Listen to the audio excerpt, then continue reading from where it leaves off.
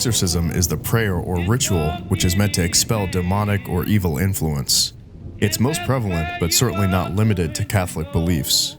In modern culture, the release of the movie The Exorcist in 1973, based on the true story of an exorcism of a teenage boy, sprouted a subgenre of horror that has stayed alive and well up to this day. But the most disturbing horrors are the real stories which have inspired the most famous of movies. Events like the exorcism of Annalise Michel, which has an audio recording of her allegedly being possessed by 6 different demons.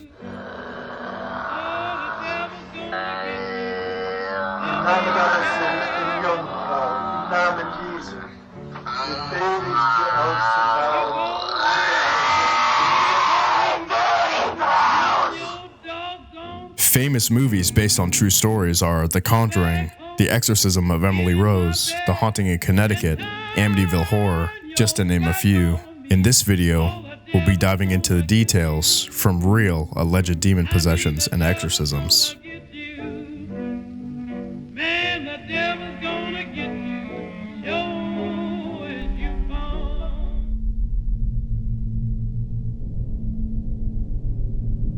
In 1986, the Snedeker family moved into their new 5-bedroom home. All was going well until the mother, Carmen Snedeker, discovered embalming equipment and other things that would be commonly found in a mortuary. She later ended up saying that when they originally toured the home, the renovators had blocked the basement door with materials so they couldn't access it, meaning they didn't know until after they moved in that the home had once been a funeral parlor. Despite of this, the 2 young sons in the family, Philip and Bradley, turned the basement into their bedroom and slept in the casket display room. It started with Philip. He had been diagnosed with Hodgkin's lymphoma cancer. They had originally made the move in order to be closer to the care center instead of having to drive a long distance. Their first night in the house, he saw a young man with long black hair that went down to his hips that would talk to him, either making threats or just standing there repeating his name over and over. The rest of the family soon began experiencing paranormal things as well. They claimed to smell rotting flesh and get visions like the water being used to mop turning into blood, but Philip was the main interest. His behavior changed over time, and he would get nasty and violent towards his younger siblings. Eventually, Philip attacked one of the young girls, causing her to be hospitalized for 45 days. After this, doctors diagnosed Philip with schizophrenia. The parents decided to send him away from the house to live with other relatives, and subsequently his schizophrenic tendencies ceased.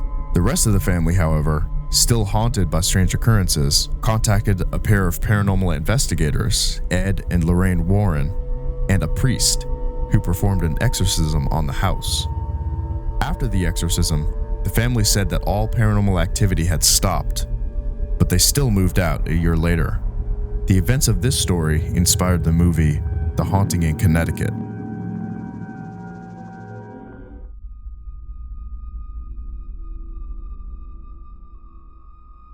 Our next story begins with a 13-year-old boy in Missouri who had recently lost his aunt in 1949.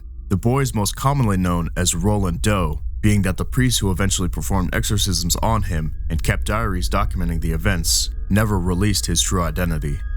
Grief-stricken over the death of his aunt, he desperately tried to contact her using a Ouija board.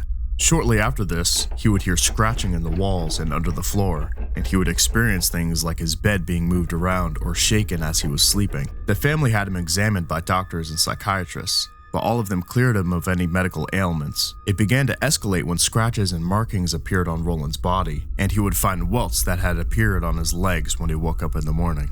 Eventually, the family went to the church and contacted Father E. Albert Hughes, a Catholic priest, who came to their house along with Father Raymond Bishop and began to pray over the boy. Within seconds, the boy screamed in agony and said that his chest was burning. They opened up his shirt and saw cuts in his flesh appearing. They prayed over the boy for the rest of the night until he fell asleep about 7 hours later. After this experience, Father Hughes requested permission from the church to perform an exorcism on the boy, which was granted. The next day, the priests went back and began their exorcism of Roland Doe. The boy lashed out violently and screamed, to the point that they had to tie him to the bed to avoid him injuring himself or others after punching one of the priests and breaking his nose. The following night, the priests are called back once again, and the boy seems to be declining. Once they began the exorcism, the boy would scream and bark at them. People in the room claimed he would scream in a deep, distorted voice. The mother of the boy became seriously distressed, obviously, so the men decided it would be best to relocate the boy to finish the exorcism. They brought him to a Catholic hospital to a room in an isolated ward. Over weeks, the priest performed prayers as the boy had random outbursts of violence. He would scream and thrash and spew insults at the men. As it progressed, the boy began to spontaneously urinate and spit at them. On day 18, the boy began to scream in agony, and the priests watched as a large, bloody X etched itself across the boy's chest. This caused the priest to believe that the boy was being possessed by 10 demons. The boy also gradually got physically stronger. On one of the days, he was able to rip a bed spring off and slash a priest on his shoulder. On the 28th day, as the priest went to enter the room, they said the lights were flickering and the boy was waiting for them. After they entered, he began to curse them in fluent Latin, telling them that Satan himself was in the room. After hours of prayer, the boy woke from a sleep and said he's gone, claiming that Satan had been battled away by Archangel Michael. The boy was released from the hospital and never experienced anything paranormal again. The official documents from the hospital were leaked, along with diaries of the priests who performed the exorcisms.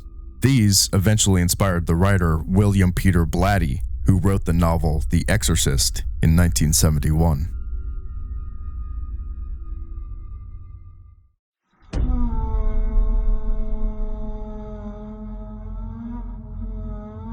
Our last story comes out of South Africa in 1906. There was a 16-year-old devout Christian orphan who lived in a Catholic school. She was described as an ordinary girl who had no issues, until one day she made a very troubling confession. She had made a pact with the devil for her soul.